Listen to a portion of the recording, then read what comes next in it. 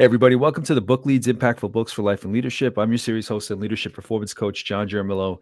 This podcast series is about getting to the books that have impacted the lives of the people in my network, new connections, old connections, friends, colleagues, whoever it may be. I want to find these great leads that I'll be interviewing to get to those books that have made the most impact in their lives, their work, their leadership, all those worlds that intersect and cross over into each other, whether it's their own book or that of a different author. And we have three kinds of conversations in this series. One is where they're sharing a book with me that I haven't read. The second category is when we're covering a book we've both read, whether specifically for this series or in our past lives. Third category is when I get to speak to the authors and or publishers about the books that they're trying to put out there to get out to the audience, the value and the message that they want to share based on who they are, the work that they've done, and the book that they're trying to put out there. So in this particular episode, my guest will be Joseph Rockey Jr. And Joe is a serial business creator and founder. He has created a number of successful entities from scratch that have lived well beyond a decade long, which is an incredibly rare feat in any industry, let alone the world of real estate in which he began. Currently, Joe runs and operates Elite Business Conversations, a specialty coaching and consulting firm that helps first individuals and companies who are scared to death because they're seeing their stream of revenue dwindling. Second, companies who are fed up with substandard business cultures. And third, owners who are living in a broken relationship with their company and as a result are not getting the time, money, and impact that they wanted or expected from their business. Mm-hmm. Joe heard about the series that I have set up that I've been doing for the last couple of years, and he wanted to share the message of his book. We got in touch, traded stories, got a feel for what the other person was doing, and I wanted to bring him on here to share his story as well as his books. Joe, thank you so much for joining me. Yes, thank you for having me. I mean, it's so important, we live in a world here where so much is done wrong, especially in the world of sales, which is our expertise where we live here. And it's so meaningful and important to sell correctly and not in this old 1960s style that, really is most exampled by when you close your eyes. What's the worst sale environment? Used carsmen forcing you to buy the car they want you to buy. And that residue of that is permeating through all of this. Go on to LinkedIn right now. How many people are just mass blowing you up in your DM? God. It's horrible. It's everywhere. And I cut right through that. That's what Casino Sales Master is really trying to show and teach, that not only can you sell correctly and effectively, but do it in a way where you love yourself looking in the mirror. You're doing it by building better and stronger relationships. And quite frankly, also recognizing that simple word right there, relationships, that 97% of us, according to psychological studies, don't know how they make relationships, let alone how to teach them. I am in that 3% that can do both. Joe, so when it comes to digging deeper into what you just said, what does it look like for you on a day-to-day basis when you're doing that in the work you're doing with the coaching? Can you give me a feel? Obviously, I read the bio, but beyond the bio, what does the day-to-day look like of your work? So specifically, I work with business owners that are like kind of ready to break up with their business, my man. Like they're done. Like I burn out. It's not what I want to do anymore. I just want to move on the next thing, which is fine. There's nothing wrong with wanting to do something different than what your business was. But the issue is you put so much sacrifice into making this business. All those basketball practices you missed, all those nighttime stories you didn't tell, and not to mention all these employees that are going to lose their jobs if this business doesn't stay open, and the clients that are being served by it. So basically what we do at Elite Business Conversations is we make your business run without you. And it's amazing after that change happens and I'm not working 40 plus hours a week in my gig, I might want it, but there's also still plenty of people that still want to get paid to go away. But the key difference now is a business broker will sell your business that you're not involved with. A business broker doesn't sell your 40-hour-a-week job. And that is the key difference, that how really you keep the business up and running. You make it so that the ownership doesn't need to be involved. And quite frankly, everyone wins in that scenario. The employees stay hired. The customers keep getting served. Your life is now better because you're not getting sucked into this job that is destroying your relationship. So my life is basically with those businesses. And we focus on, like I said, in the four main areas that we can get into in greater detail. But one of which is what Casino Sales Master is all about, which is my book, is the sales process. Starting with no one knows who we are and we exist, all the way through, okay, we got to do a little bit of marketing here. How does that look like? Okay, now I'm in front of someone. How do we convert a promise of goods for money? And then what does the post sale after they get their goods look like? So the entire process. And I look at this through the eyes of both the company, but mostly the individual salesperson. Because the one thing when we live in the free capitalistic world, there is one job above all other that can give you freedom, and that is being successful in sales. It has zero required starting points because every single person has them from being born. As long as you can communicate, you can be successful at sales. And then it's just how do we get those other traits that you have within you that probably got beaten out of you throughout the years? Yeah. How do we perfect them and make them great? And that's really what we do at Casino Sales Master and Master, proven system to beat the odds in sales and life. And as the title suggests, there's a casino involved. And the reason for that is because it's cool to have, your 12-point plan, your 3-step idea, whatever the case may be. And I'm sure that consultants can make a lot of money for their clients doing that. But the reality is that the most one-sided environment on the planet, economically speaking, is a casino floor. You already know the house always wins. You don't make money at a casino. Yet, if you do sales correctly, which I have and repeated this many times, hence why it's a system, walked in there, had them pay me to be there, and walk out. And it's applicable in sales. It's applicable with an entire structure. I break down the science behind it, the drills you need to do, and how you can really take your life to the next level in this world of sales, which again has no barrier of entry. So if you're in a job that you don't like right now, or you're not getting paid enough, sales is better when done correctly. And boom, here's how you do it right. Yeah, I like the way just the reference to any kind of drill, any kind of rep, any kind of practice. I can appreciate that. And I've realized how important that is just in my own work and the work of anybody that I work with is just those drills, the constant practice. It's funny because my kid's in soccer now, and anything he does, he gets frustrated that he's not quite where he wants to be. Mm-hmm. So he's not really understanding, like, you have to put in the time, you have to put in the drills, you have to look around for best practices. That's what your coaches are there for, but you got to put in the reps. So I love the way you just mentioned that you have to practice those drills. Yeah, Joe, and it was cool. I can give your audience one here now that is incredibly powerful and it's meaningful for years, really. please do. Yeah, go ahead. Yeah, so you may or may not have heard about journaling. You may not have discussed about all the therapeutic benefits of writing down your ideas, what went good, bad throughout the day. The reality is, though, is that most people will do it when times are rough, but once things are back to normal or I'm happy with my status, you stop. And there's no impetus to keep it going. And what I give you here is going to be incredibly easy. We all can do it. We all have these little phones. All of them have a built-in voice memo app. And what I invite you to do is to literally leave a memo for your child, grandchild, whatever, for them to open up and listen to this complete series when they go away from graduating high school or college, your call. And talk to them when they are going to be that age. So right now, your kid's in training. He's not in college yet. It would be leaving a message like, hey, I'm here at this age and moment in time. I'm not your older version of dad that you see down the road.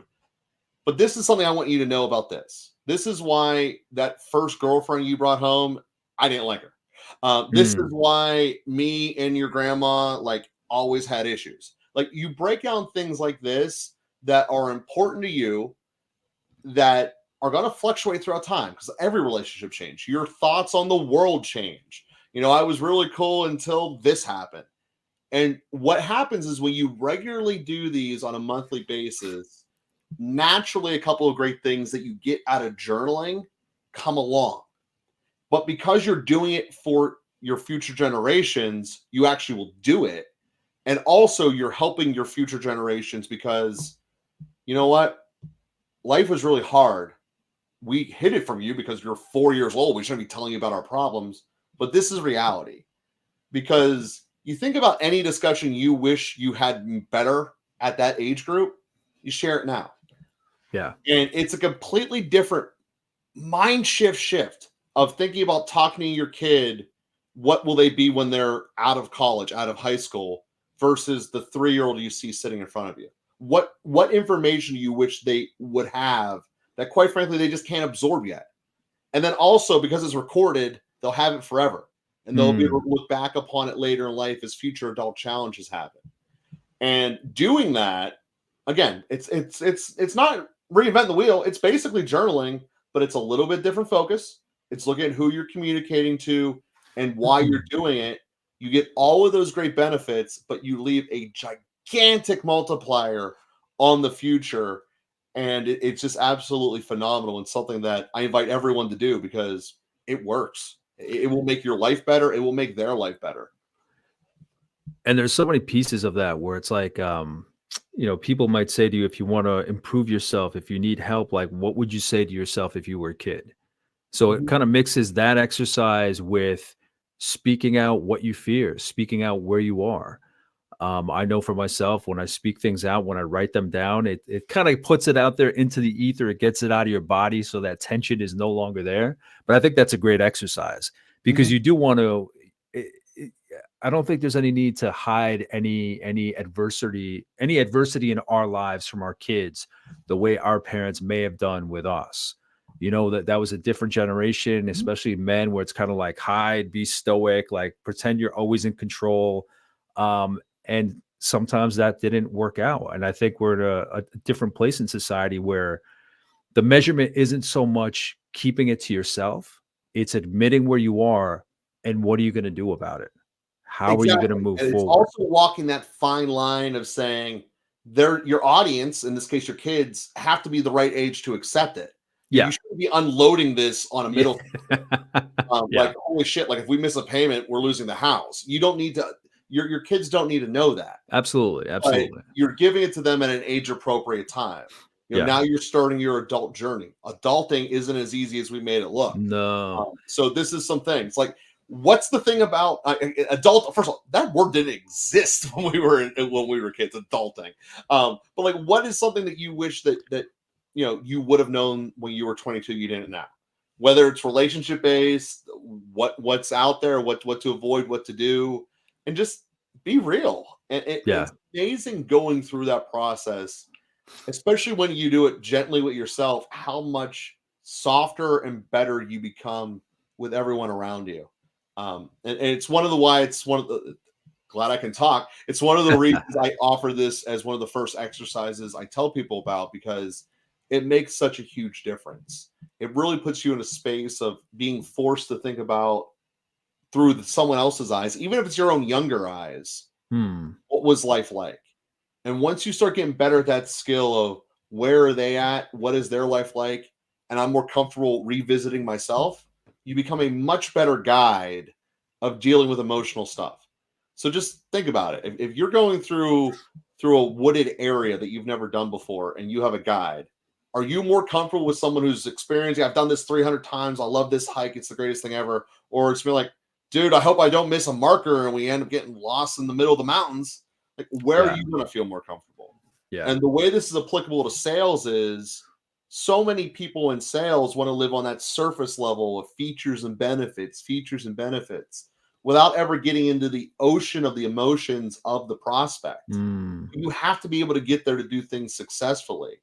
And no one's going to trust a guide who's not comfortable doing that with themselves. And Absolutely. this is one of the ways to start peeling that process to be comfortable in your own emotions. It's a unique way of going about that is very effective. It's very effective. And like I said, it has a legacy effect too, because now your kids have this Absolutely. for the rest of their lives. Yeah, absolutely. I mean, I find that in this series itself. I mean, just the fact that the conversations that I have, I open up, depending on where the conversation takes us. You and I were both saying before we started recording that we're open books. Whatever happens, we'll talk about it. We'll talk through it. We'll share. And that's what this is as well. Like I want, if they're not sick of my voice by the time they start listening to podcasts and Spotify, whatever it may be, I want them to get that sense of who I was. They're right now 8, 5, and 2. Mhm. So who I am with you here obviously is different than who I am with them when I'm daddy. But I Yeah. do want them. I love what I do love and appreciate about this series is getting to that realization that this is a collection that they can have later. Mhm. These books are timeless, the lessons are timeless. So I believe me, I see the worth and the value in just kind of that legacy factor of sharing it with your kids. So thank you for sharing that. Yeah, yeah, absolutely. Like I said, it makes a huge difference. There's just no way around it. Joe, to understand how you ended up here, can you give me a sense of the path that led you here and where it started? Yeah, so to get to the path of the book, it's got to start with a consulting firm because they kind of float out of each other.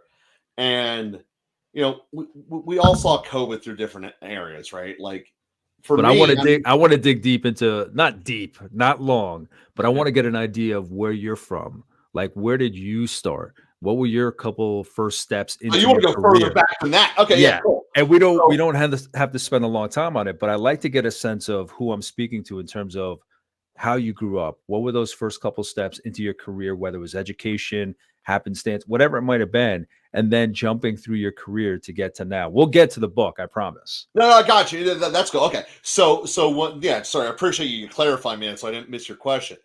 Yeah, so my first gig, my first job was when I well, hell, if we're going my first job, it's probably back when I was 8 year old pushing grass, cutting the grass for Pappy, and all the different ladies around the neighborhood that he had me doing it for, and then just doing that is my first job if I really look at it. But the first, official job where I had to sign up tax forms and all that stuff, that would have been coming in the first job out of high school. Actually, during the senior year of high school, I worked in a jewelry store, doing the standard, minimum wage hourly thing, and I really quickly realized it wasn't that I didn't like the work. It was cool shipping really expensive diamonds all over the world to people. That part was cool. I mean, it looked awesome. It was fun, but I didn't like the notion of the only way I was going to make more money was if I stayed around longer. And when I got to college, my first semester, I just like standing on the wall, just as probably every university in the world has, certainly in America, a form of a pyramid scheme sales system there. In my case, it was knives. And I went to it and I just started selling. And if you actually do perform in any pyramid scheme, you end up making money because that's Hmm. how the commission lifestyle works. And I fell in love with it instantly. I knew the way I was selling was wrong. It was like, but I didn't know how to do it right yet. I mean, I was 18. I just knew it was wrong. I started doing my own things. Some of them worked, some wasn't. Sort of just trial and error, buckshotting it.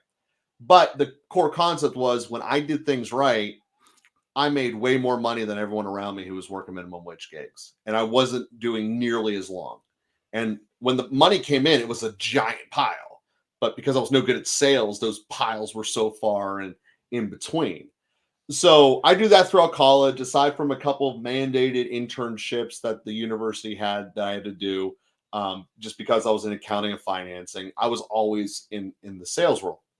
So I come out, and lo and behold, accounting and financing major in the last recession when banks are dead and no accounting firm is hiring anyone. In fact, they're laying off people with 30 years of experience. Part of why the thing died was accounting firms messed up. So we're not Hmm. really excited to come and get more people to come do this. But I knew how to sell. I had this little bit of financial background or whatever. So I'll become a financial advisor, aka glorified life insurance and annuity salesman. Very good at it. Still not selling correctly, but very good at it. Now, when you say still not selling correctly, what do you mean? Oh, it was all transactional based. It was all Okay. 1960s, force you into doing this. You're going to die. You're not going to get anything out of it. And your kids are going to be horribly destitute because of it. That part might all actually be true. And in some cases it is. But You the don't want to lead with it. reality is there's a way of doing it correctly Yeah. and there's not.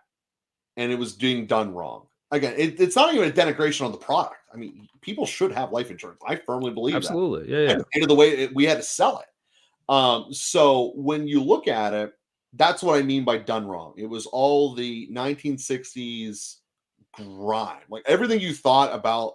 Ugh, yeah, I mean that was it. So when we look at this, it's like I was doing it wrong. But for 3 years, I was there. I was rookie of the year the first year, underclassman of the year the second year, third year I left. And this would have been in 2011. And for or correction, 2000, yeah, 2011. And we remember back to 2011, there was no such thing as subscription pay methods. The only things that you paid monthly on were your utilities, your mortgage dash rent, and your taxes. That was the list. So I wasn't going to be able to buy a utility company. I wasn't going to be the government. So that only left me being a landlord because I wanted to get paid in the residual model. I loved it. So lo and behold, for since 11 till COVID, I became a landlord and just kept growing it. I would do flips along the way for big capital increases, but mostly the goal was to flip a house, get a lot of money, use it to buy a landlord property, and then use some of the rest of it to do another flip. It was flips for the means of getting more rentals. Mhm. And as a result, if you've ever been in that real estate world, every new partnership you have is a new entity. So you end up creating a lot of businesses really quick. And you also learn really quickly who should be your partner and who shouldn't. What are the traits that you bring to the table? What do they bring to the table? And what blends? So for really a decade, that was my life. Dealing with tenants. How do you select the right tenant, by the way? Very important. You only get one customer at a time in a house. So you got to pick up the right one and why. And all of this sales training comes into pass. Well, then one day I find out March Madness gets canceled because of this disease that supposedly was going to kill us all.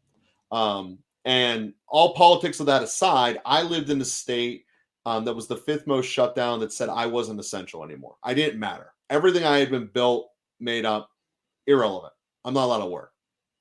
And it happened that way across the board. And as you can imagine, I wasn't too thrilled about that, about my entire livelihood just being shut down. And oh, by the way, your tenants don't need to pay anymore either. That was the Mm. other gravitas. Because your first thought was like, oh, you have all these tenants. No, they were told they didn't need to pay for what ended up being 2 years. But I Wow. still had to pay the taxes, mortgage, and utilities. So figure out that one out real quick. That's the world I was thrust into. And likewise, it wasn't like I was the only person in my world. There's a lot of other landlords and business affiliates that are out there that were just complementary businesses, all dead, basically because we didn't matter. That was literally the word. We were unessential, according to the governor. People still needed us. People still. It's not like we didn't function and do a function for society. And at that moment, really, the beginnings of helping other people's businesses stay alive and stay open was born. And that's what Elite Business Conversations has really evolved into. It's, I get that you don't want to do your business anymore because at the end of the day, you should want to run your business. You should want to have it. If you don't want it anymore, that's okay. But let's do it in a way where we can make the thing live on. Now, obviously, COVID was extreme circumstances. We're living now in times where it could live on. We just need to figure out how to have it work without you. And that's the first step we do with business owners. Get it to work without you. Then we figure out, do you want to keep it now that you're not involved in it as much, or do you want to have a new ownership group? And I don't sell the businesses. I don't want to even imply that. But that's what we ultimately tee you up. So if it's like, you know what, I made this business, it was cool, it burnt me out, I don't want to do it anymore, pay me to go away. Cool, we'll do that. Your employees are still covered. If it's, you know what, I love owning a business now that I don't need to be in it every day, every second, every Mm. day. Well, cool, that's awesome too. And that's really how we make it. We base, and in the process, you give the owner their life back. You give them freedom. You give them the time of time. Really, is what they get back, and all that greatness from there. So that was a very long journey of how I got there, and hopefully that answered your question without me Oh, being. absolutely. I'm always curious, now as a father, I'm always curious about experiences as kids and coming up and how that impacts who you are as a professional when you get older, whatever business or work you're doing. So I'm always curious about that aspect of where somebody started. And then I ask, does it make sense from who you were as a kid that this is what you're doing now? Not that you knew exactly that this is where you'd be, but does it make sense based on your personality, your interests? that this is what you would be doing? How do you reconcile that? Yeah, the answer is yes. I believe, yeah. There was a lot. There was a lot of times that any person who starts with these, and then there's plenty of studies out here that are showing this, the entrepreneurial starting point attributes you can see in a 4-year-old, and then how the modern American educational school system basically is designed to weed it out of you to become conformist to work for someone else. Hmm. I always rebelled against that. You remember that kid in high school who would fight with the teacher about a question that was clearly black and white, but somehow made it gray so that everyone could get credit for getting right? That Yeah. was me. Like it was just the way that that I was, and I knew I was going to be creating something I was in charge of, and I knew fundamentally this whole working for someone else, listening to someone else, hope that that they like me enough for me to get promotion was not going to be me. So I didn't know what industry I was going to go down to or anything like that. But the fact that I did that, yeah, I mean, absolutely, I can see that. Was that innate to you, or did you see some of that in maybe your parents or your grandparents, people around your circles? Like, was it fully you, or you saw some kind of influence in your environment that said, "Hey, I should question things. I should not just accept what's given to me at face Oh, yeah. value." Yeah, I mean, you had the questioning things. What was the standard? It was the unstandard was being the person who was willing to stand up and yell back.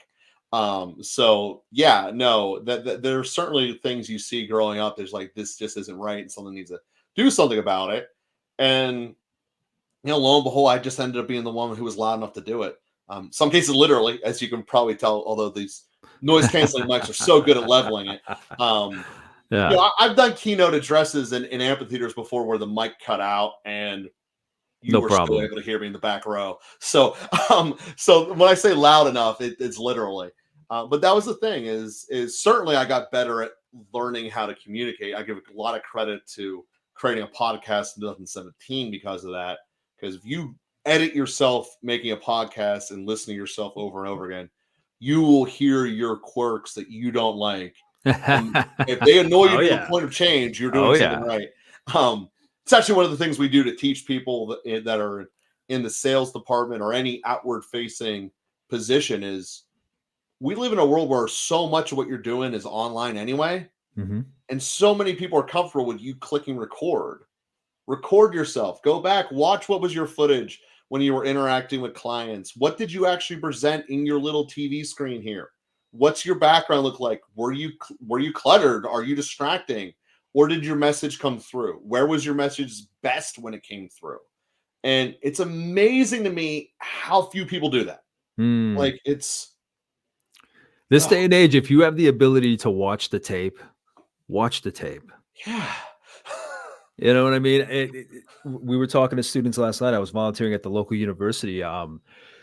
People that are graduating within the next 1 or 2 years, and how they can present themselves, their branding, their resume, their job search, their confidence in their interviewing and getting out there. And yeah, I mean that plays into it. Like you have the ability, just even by yourself, to record yourself, um, and lay out your thoughts, see where it is. Exactly like you said, in your presentation, what was it that kind of stuck? What was it that kind of flowed freely? And then what kind of pieces of your presentation needed a little more work? Mhm. Because I mean, obviously you're in sales, so communication, the story, the conveyance of that idea and that value, that's everything. Mhm. That's absolutely right. And if you just kind of back this out, take yourself out of your own body right now. You said you have a 2-year-old. Think Yep. about the way that they do FaceTime whenever they're holding it and you only either see super zoomed in on them or you see the top of their head as they're running around. Yeah. There are so many people doing that equivalent right now in the modern space and they don't even recognize it. Are you using a super negative, drawn out, woe is me tone? Or are you actually being engaging where people want to talk to you? Mm. Is your background more distracting than anything can be? Like what is actually going on here that you're doing, and how are people going to receive you as normal people? That's the other part is you can't just expect people to want to step up to your level. You have to be inviting to them to come to you. To Yeah. use another analogy from a kid, there are some kids that will just jump into the deep end of the pool and think it's awesome, and then when they come up, then they panic. But then there's another set of kids that want to take a half a step down into the pole each time. You need to figure out how to be receptive to both kinds. Like, okay, slowly come out. Now we're in a spot where you can't stand anymore, but it's okay. You can learn how to swim as a 4-year-old. Or, okay, you're panicking now. We can calm you and get you back to a stage. Yes, that seems like really easy when I'm in a poll and I'm the adult, but you need to be able to keep every conversation conveyance, be able to do that naturally. That's just part of how you build better relationships. And this is all things that people kind of do without realizing it because their brain did trial and error growing up. And it's like, how do we actually train someone to do that? And again, that's critical to being mastery at really anything, but especially at making yourself more desirable and presentable. Joe, before we jump into your book, what does leadership mean to you?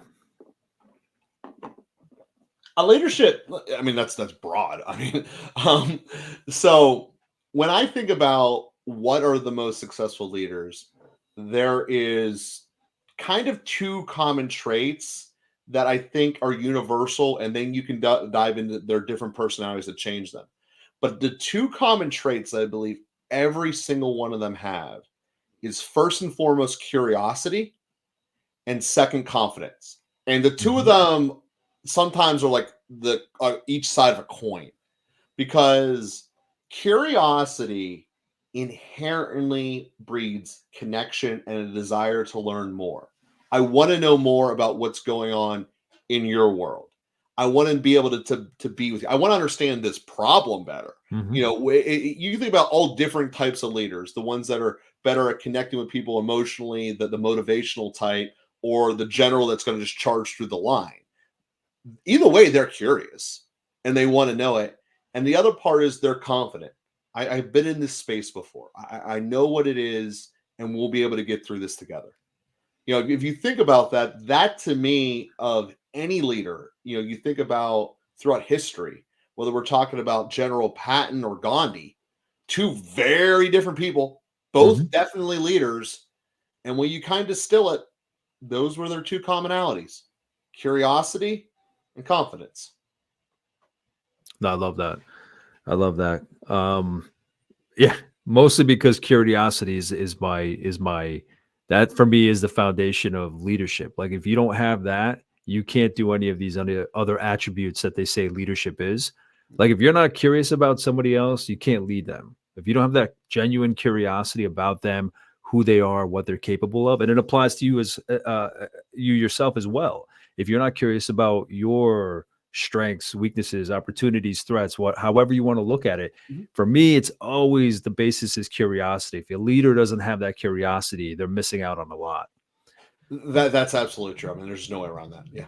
Joe, as we jump into your book, then Yeah. can you introduce the book, the title and whatnot, and just provide an overview of the book? What was it that, especially I want to get to? What was like the trigger point where you're like, okay, this is something that I want to write? Mhm. So, well, the book is called Casino Sales Master: Proven System to Beat the Odds in Sales and Life. The trigger point was it works. It's what I teach people when we're talking about how do we do the sales component correctly. It works, and I want people to know that I want the grime of the 1960s method out of this world more than anything. And I think as far as the impetus of it, and it spills into management, it spills into relationships at the end of the day. It's fundamentally ingrained in how we treat each other. And to just give you the consumer standpoint of this, from the time you were 4 years old, there was only one person you were lied, if not supposed to lie to, and that's salespeople. You're not allowed to lie to anyone else, but you're Mhm. supposed to lie to salespeople. I see mommy do it all the time.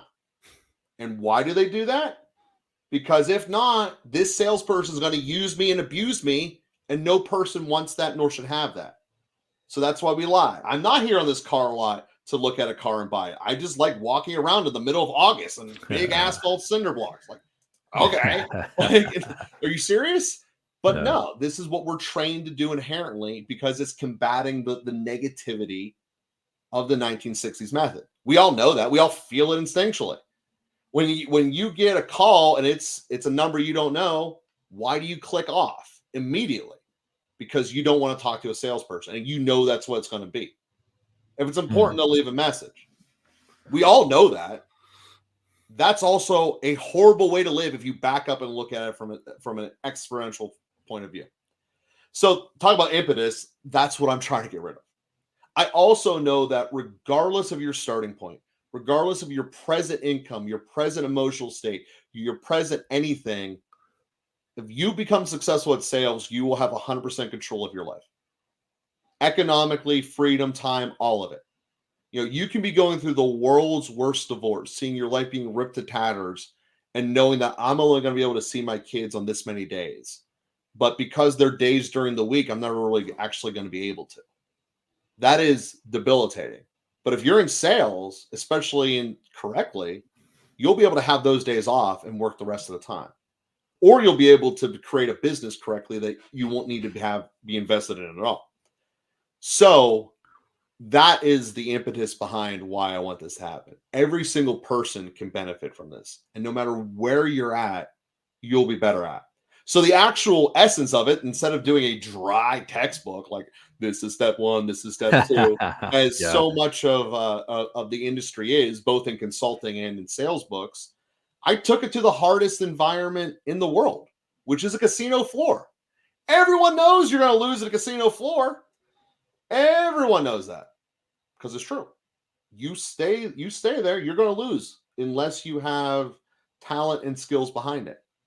And the impetus, the first time that I did this was when I was back doing my very first flips. I didn't have a network of rentals yet. I didn't have stable here. We were stretched to the max because I was 23 and everything's going to work perfect. And when my friends said, "Hey, let's go do this trip to Vegas," they all had regular jobs. You're getting paid every 2 weeks. You're going to have money. It's cool. So I was like, "Yeah, I'm definitely going to do this." 9 months later goes by. The house I thought was going to sell didn't. It wasn't even done yet. And it's like I have literally $500 in my pocket, and I was stretched so thin. We only had $250 on a credit card left. Like everything else was maxed into this house.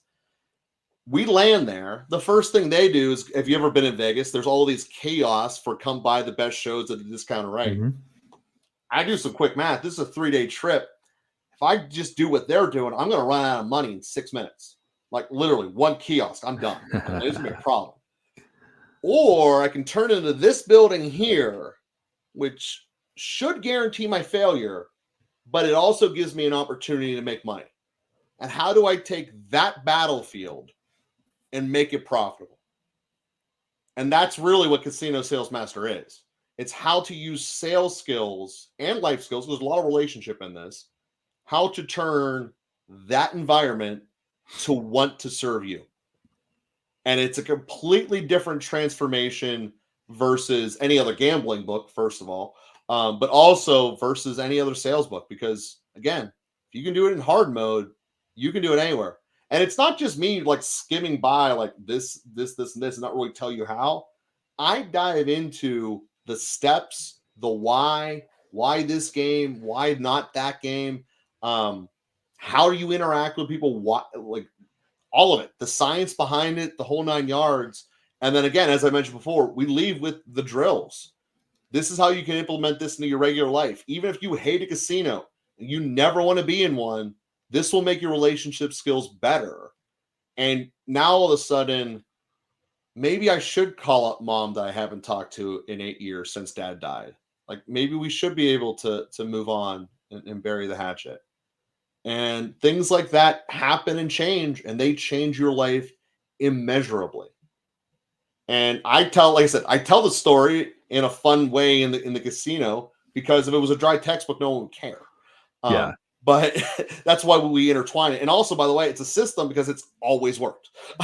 In fact, one of my fears actually is the book becomes so big and I get on their blacklist. But that would be a problem for later. Yeah. And Joe, when it comes to, and you've given tidbits of what's included in there. So what is the path of the book look like? How did you lay it out to bring your reader in and guide them along that path of your lessons and your guidance? So the first chapter is basically just like a Tarantino preview. what to expect and what you're going to get. That's the preface, first chapter. Then it's, I just got off this plane. I'm in the desert. Exactly what I said. There are those kiosks. What am I going to do? Just deer in the headlights. It's real now. Because kind of before that, like I intellectually knew I only got like $500. Like, what am I going to do? And on the plane, I started kind of like thinking about it a little bit, but it got real quick right there. Whenever it was like, oh, these aren't $10 tickets, and I can just stand around a slot machine and be given free drinks. Like, you actually have to spend money in this place. It's not quite the way I thought it was. And then it became very real in that moment. So kind of walk through that. I give a little bit of the backstory of how my sales skills were deficient in the past, particularly in the life insurance environment. And the real tours environment as well. Go through that, go through some things that this is how you do sales wrong. This is how you do wrong. So we need to address the wrong up front. Like, this is what we're avoiding, as I teach you what the right way is throughout the book. And it does culminate with obviously me getting paid, but not just me getting paid once, but then the next morning having an entire flock isn't the right word because that's about birds, but group of dealers beckoning me to come to their table. Like, you come here, guy wearing Steelers jersey, you here, come on, let's do this. It's like I went from just a no name, gonna lose my money on the table, to now the dealers want me here, and they want me here so they can pay me. Like, talk about a 180 from the way Vegas is. And how do you go about there? It is now, what is it? What is it about you? What was it about you that drew them in? So it started with, I recognized their reality. Most dealers in Vegas, maybe even most frontline employees, I'm not sure about that, but I know for a fact dealers, they're treated horribly. First off, you're always seeing someone's party. I mean, that's what Vegas is built for. Show up and have a party. And most people do not treat their providers of the party well at all. So, starting point. Second, your boss, the pit master sitting behind you, is forcing you to deal with the worst of the worst people, and you're not allowed to get rid of them. Like, they're drunk, they lose more money. You have to keep them here. Like, you have to deal with this. It's just your job. Further they're paid like servers, like at waitresses. So their minimum wage isn't as high as everyone else because they're going to get tips. Well, the reality is, and this is just a human being psychological thing, as a gambler, if you just took something away from me, which is my bet that lost, I am way less likely to voluntarily give you something back in the future. So the promise that a dealer is going to get paid with tips, that doesn't really actually happen. So you very quickly peel back these list of factors. It's a job that's not desirable. They got lied to about how they were being compensated, and they can't control who's at their table. Then it boils down to that point of which ones actually have control over their environment in any degree. Yeah. And that's like, well, clearly slot machines don't. There's no people involved. Okay, so that's off the list. The poker dealers, just like every other card game, by the way, don't do the shuffling. They literally have no control in the outcome because they're not shuffling it. They're taking the cards, put them in this little machine, and then they just deal them out basically like a robot. They're only there for you to look at and maybe share anger with when they hit blackjack against you. So all the card games are now off the table. So now we're getting into the territory where if you read any gambling book, you shouldn't go to these games now. We're talking craps, poker, roulette.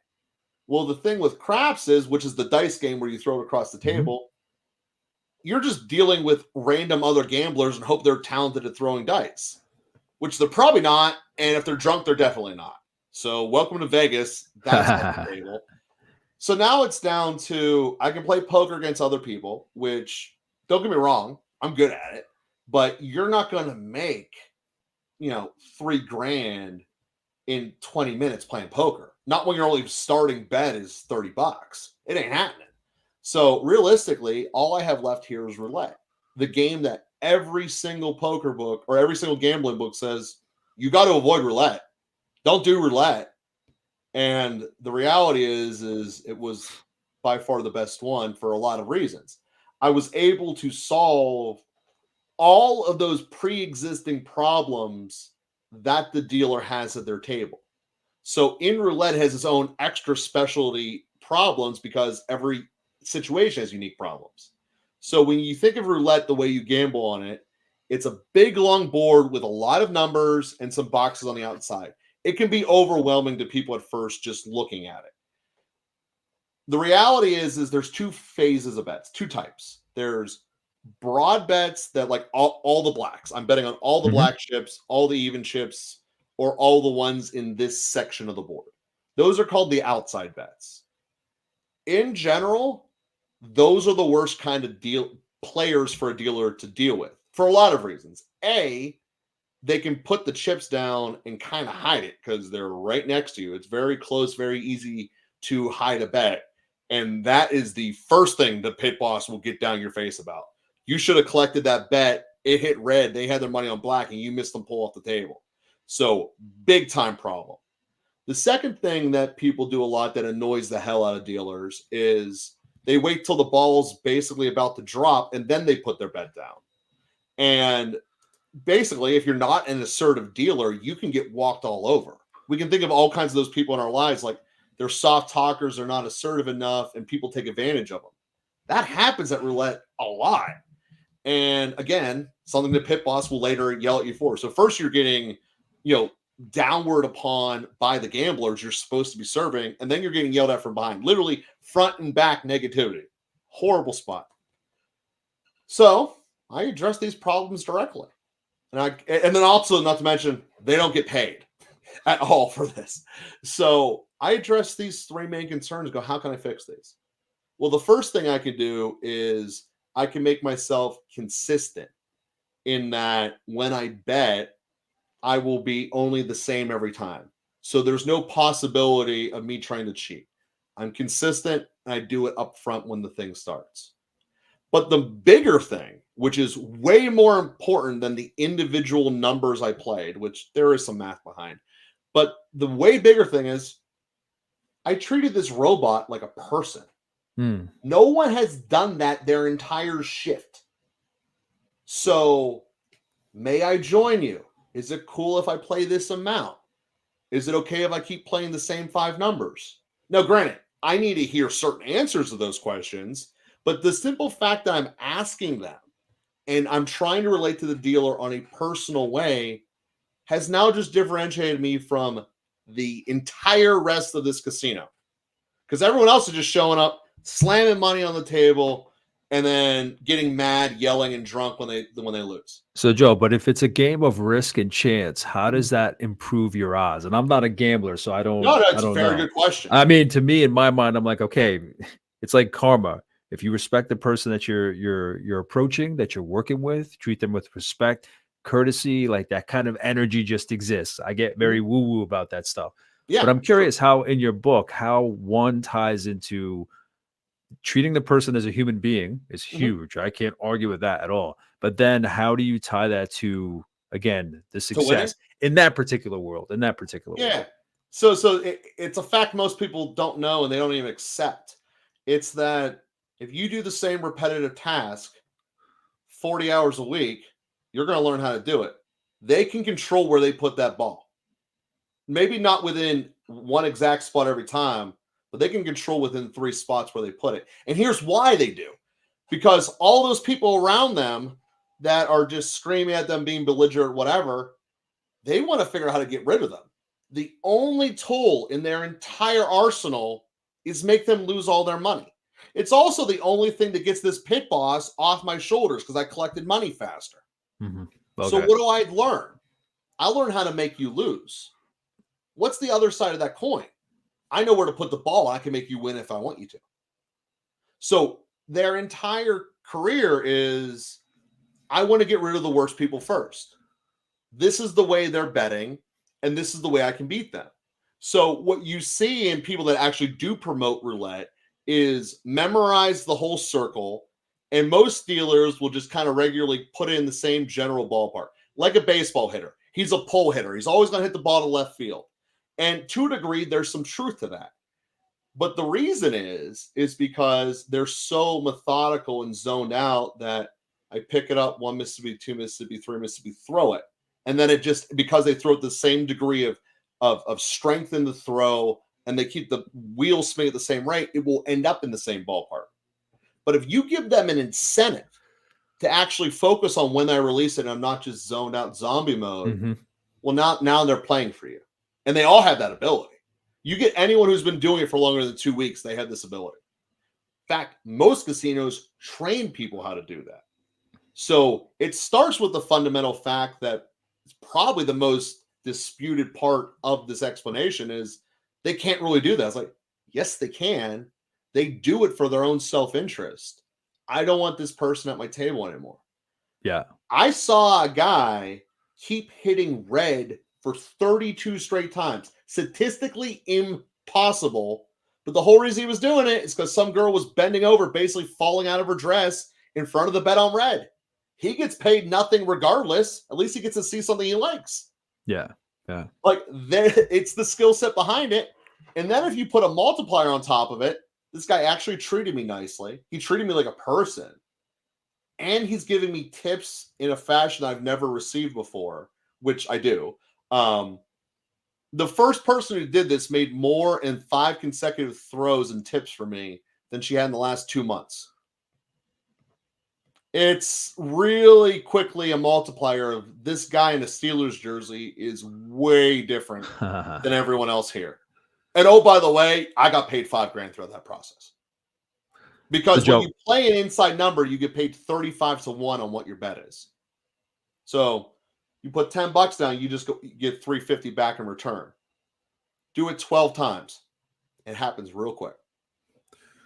So you kind of gave an introduction into the book. So what are like the I guess the major sections of the book, if you could? Yeah. I mean, the major part of it is how to do this relationship part right. The numbers I'll give you the numbers right now. It's 0, 0, 0, 2, 13, 25. There's math behind it. Sure, there's there. But the real reason it works is the relationship element of it. In some ways, and I had a reviewer try to say this, is like, he started with a sales book and it ended up becoming a relationship fest. It's like, well, that's the crux of the book. Exactly. That's what you wanted. That's exactly what you wanted. You wanted to dispel that 1960s grimy car set. Like the person threw you a compliment without even knowing it.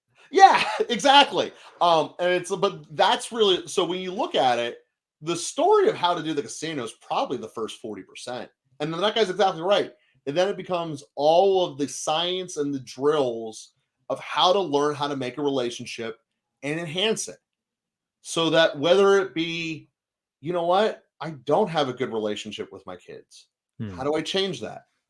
Or, you know, I wish that this was better. I wish that it wouldn't be weird that I'm afraid someone's going to call me. Like, how can I change that? Like, all of these types of scenarios are ultimately what are getting solved by a book that in the first half was explaining to me about why the green bet is the one every dealer should be wanting to hit. Like, what? Yeah, and that's why I was trying to clarify what somebody could draw. If they're not a gambler, if they're not even tempted to go gambling, I want them to see that there is more to the book than that. That the lessons start with that, but it ends in a different place. Exactly. That's more broader for people. Well, it is. That is true. And the key thing that I hope that anyone takes away is, like, I don't care where your starting point is right now. And this isn't even about you using the skills going in the gambling house. You can use the sales skills anywhere in this world where you can work on commission and you can take 100% control of your life. That is the true essence of the book. I probably say sales will heal the world 500 times in that book. And that is because why? You, by doing sales correctly, are going to benefit all of your clients and customers because you have a product you believe in. I have something I know you will benefit for. And because I changed the way you look at your ideal prospect, which is probably my number one pet peeve in the entire sales universe, I dispel that myth about why you're doing it wrong, despite the fact the Ivy League is still teaching you to do it this way. You realize I can do this. I can sell, I can make a difference, and my product I'm selling that I believe in is going to help you. Now, obviously, you need to work for a product you believe. I mean, that's Exactly. Like but something that brings value, something that is life-changing, life-improving, something you can stand behind. Absolutely. yeah, that you Absolutely. believe in. And it I doesn't can need to get be like a behind super that sales complicated will thing. change. I can get behind that word sales Yeah, will change the world or improve I absolutely. It's yeah, all and this about is that how intention sales each move the world. person Yeah. has. Yeah. Yeah. Um, Joe, what I'm curious always when I'm talking to the author of the book, how did this change you or how did this change your idea on this subject, putting this book out? Did anything inside you evolve as a result of the book, putting the book out? Yeah. One of which was I didn't realize how bad I was at writing. I don't know if that's a common answer or direction you're looking for here, but in my world, I know I'm not a good writer, and that's one of the reasons that pushed it off for so long. But I was literally doing the drill I was telling you earlier. I was doing a voice memo for my son, and then I was like, you know what? I can do all these. There's these Google Transcribe apps everywhere, and they're not even expensive anymore. Why Yeah. don't I just dictate it and then go from there? So then I have this 9-hour speech, which again was a good speech. It wasn't a great speech. I've given better. I guess is the best way to say it. But then we went through it for 7 months, just modifying it, Mhm. congealing it, and now you listen to it, it's like that's a pretty good audiobook. Like I like that. It's got a lot Yeah. going to it there, and that whole process of the editing it and changing it did give me more confidence in my writing because going through is like there were some structural things wrong. I don't want to try to say I won, but learning how to overcome them, it's like, oh, well, maybe I can write emails better. Maybe I can communicate in a forum that, quite frankly, I didn't like doing before. And now I'm more comfortable in adjusting to it. So it definitely brought into skill set, which I love.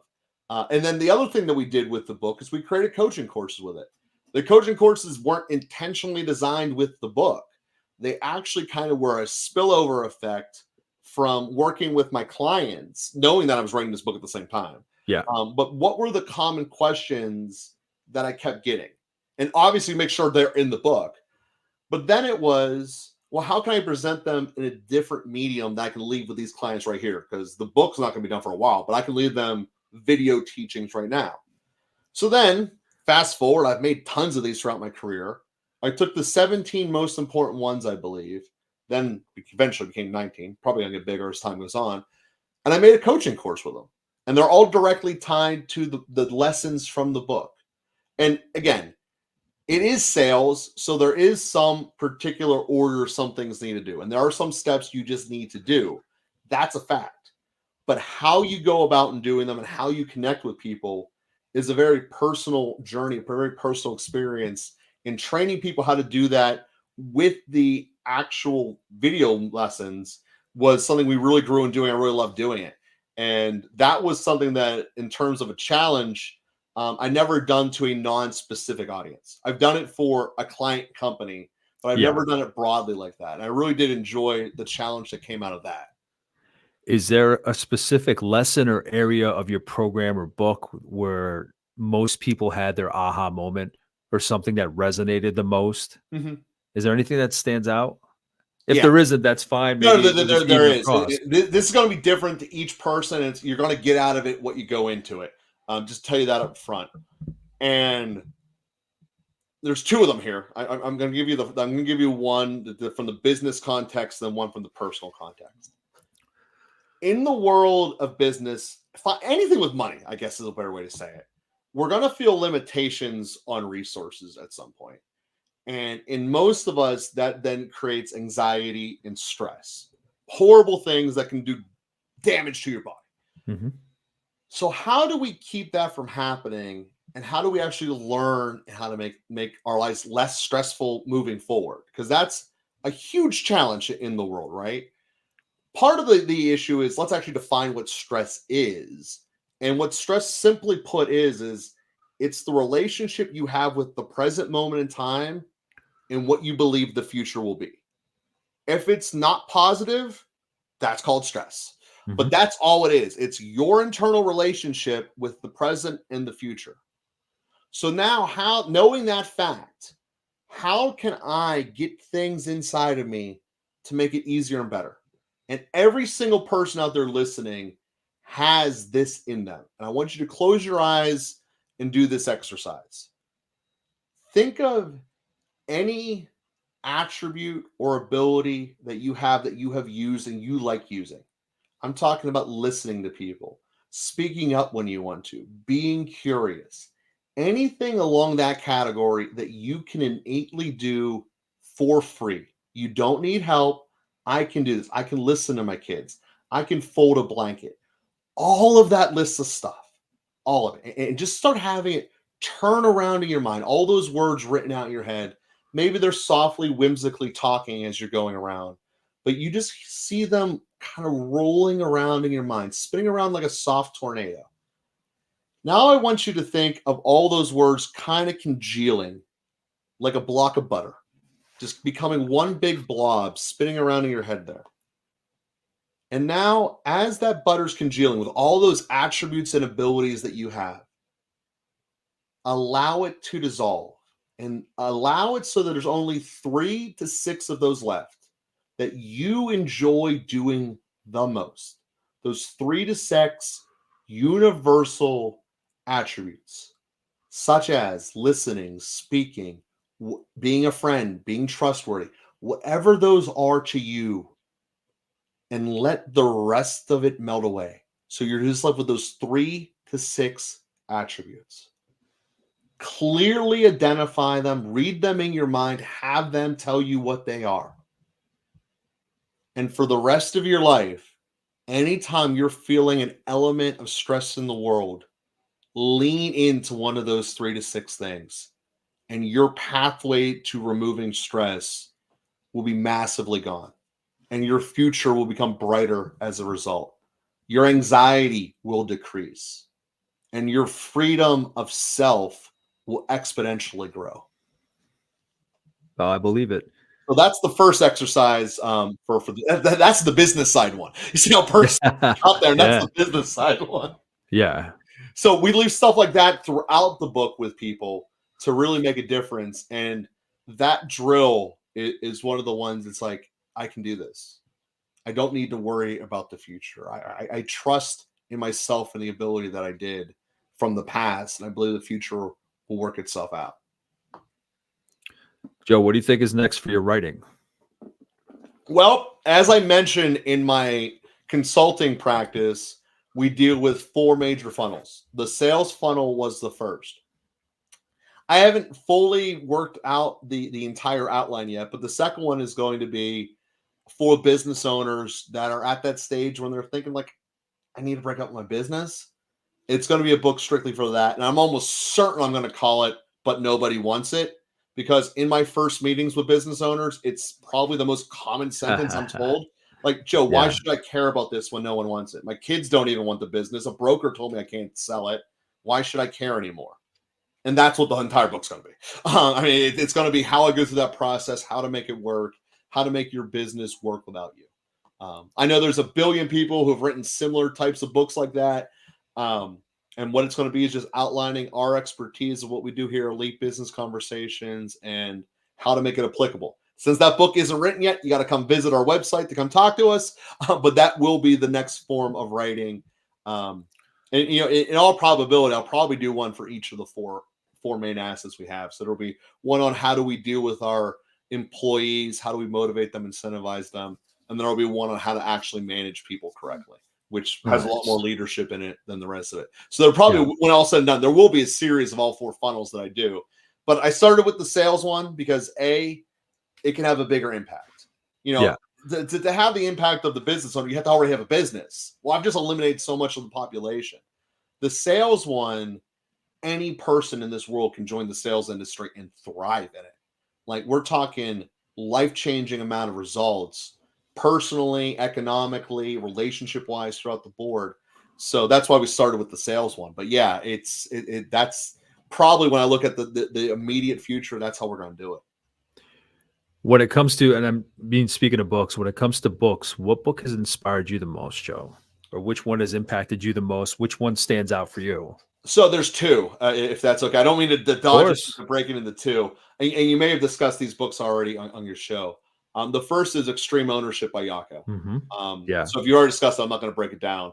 And that was basically how you need to approach. I took that from more of a mental standpoint than the actual X's and O's in the book. And the book that I got the X's and O's from for building a system, how to make it successful, is the 40-hour work week. So the two of them combined were so powerful. And another book that, just because I'm talking about gambling here, it's called Trading Bases. Okay. It's a book about how to make a sports betting formula, which has nothing to do with what I talk about. But it was a different way of approaching data, looking at life, looking at what's meaningful, what's not, what looks like it should be meaningful, but it's really not. But like, Yeah. how do you discern that?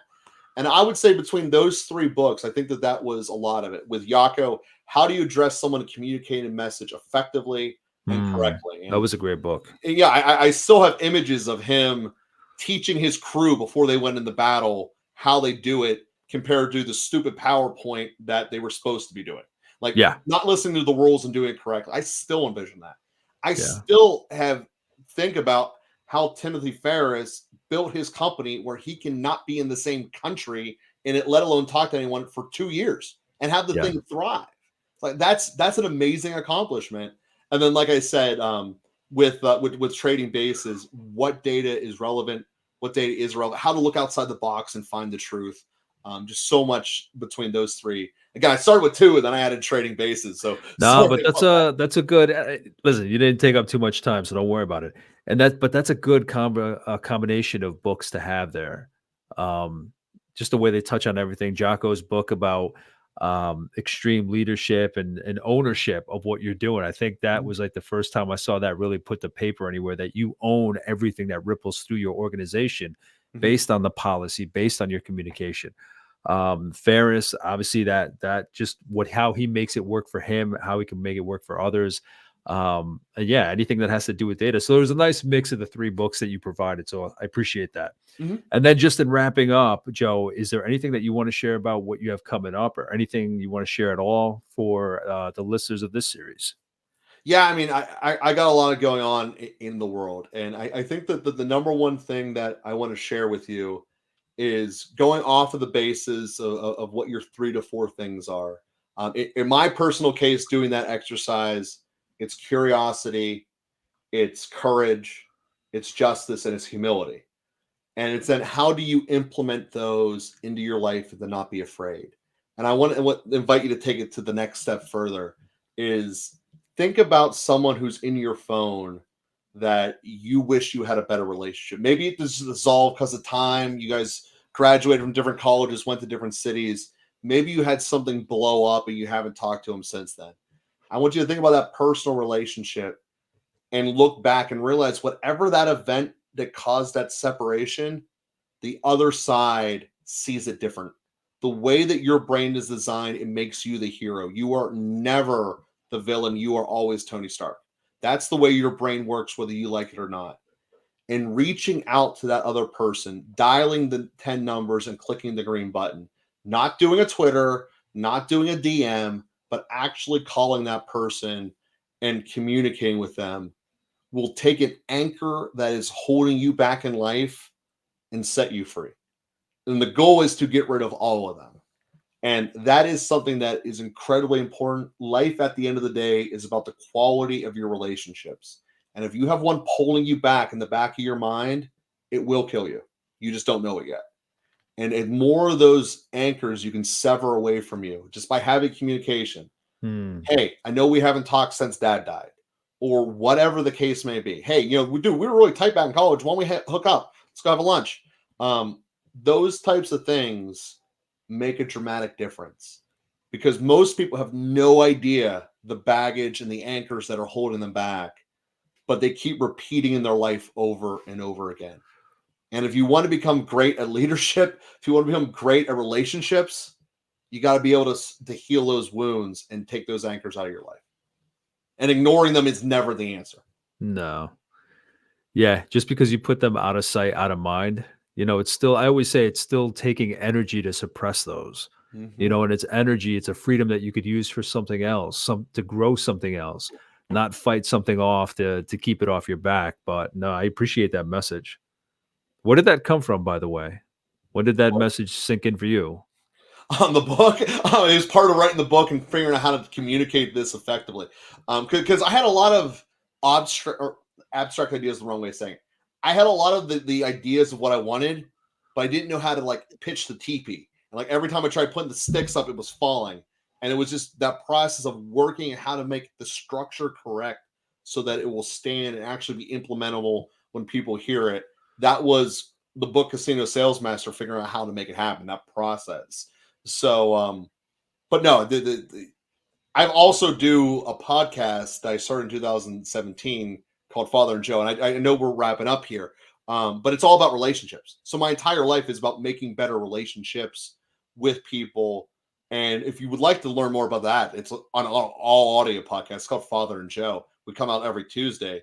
But for the last 7 years now, I've been talking to the Roman Catholic priest who's second in the English language world on developing relationships with other priests and the public at large. It Wow. all has come from him. And it's just my ability to transfer into this space of how to look at how to be gentle at yourself when you look back in your past and say there's things I wish didn't happen with my younger version of myself. Some of it I could have controlled, some of it I couldn't. How do I address that gently and nurturing, learn from it so I can benefit in the future, but not be afraid of it? And there's chapters in the books on that topic alone. Mm. So yeah, I mean, I don't know if I answered your question completely or not there, but that when first asked me, that's the answer I'm getting. No, no, definitely. I was just curious, just because you took the conversation has been deep. It's gone into deep relationships. But there was something about just that last ask of somebody. If there's somebody in your phone that you haven't spoken to, the relationship hasn't been the best, you always make yourself the hero. I was wondering where that came from. But it's good to know where this comes from for you, that you've Mhm. seen so much of it in your career in sales. But at the same time, these conversations that you've had on this podcast, I can imagine are eye-opening in terms of just relationships. Yeah, yeah. And the science behind it is proven. This is psychology. I mean, I'm not reinventing the wheel and give you a theory. I mean, you can go read term papers on this. There's this like psychologically based knowledge. So it just comes from exposure to a world that a lot of people don't go to. I Yeah. mean, there's a lot of questions we have out there, not to open a giant can of worms, that we just accept because everyone else is doing it. Why did True. we buy? Why is there only Coke and Pepsi? Yeah. There's many other people who make awesome drinks, but why is there only Coke and Pepsi? Because Yeah. that's what universally society chose. Well, why don't we question that? Why don't we try something else? Like, why is it always Jack and Coke? Like, you never hear Pepsi and Coke. Like just to go deeper a little bit. Yeah. Yeah. So, like these are the types of thoughts that I just analyze. Like, I literally have spent days before, and it's one of the things that we do with clients when we get into a roadblock, like we can't figure out why things aren't working. Question everything day, and we will Yeah. go through and just what are the assumptions we have inlaid, and just try to weave them apart a little bit. Let's parse through these and see if it's actually on bedrock foundation or not. Like, is whole grain bread actually good for you? The answer is no, but when Yep. compared to purified flour, it looks great. So, like, let's go through these actual questions, these myths that are all around us, starting personally, like that you deal with every day. Let's get into it. So, yeah, no, I don't want to. I can do hours on that. I've done talking. So not to go down a whole rabbit hole there, but that's the thing. Question things. Have Yeah. curiosity. Yeah.